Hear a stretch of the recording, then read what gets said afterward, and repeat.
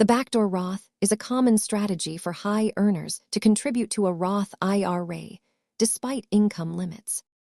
It is not an official tax code term, but rather a nickname for a specific sequence of financial actions. If your income exceeds these IRS thresholds, you are generally blocked from making direct contributions to a Roth account.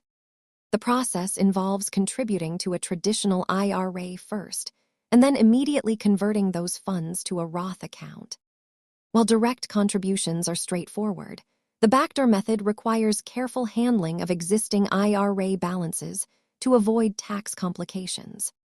Regardless of how you get the money into the account, total annual contribution limits remain the same for everyone. A major pitfall is the pro rata rule, which can make your conversion partially taxable if you have other traditional IRA money. Tax laws are complex and personal situations vary. Consult a qualified professional before attempting this strategy. Thanks for watching.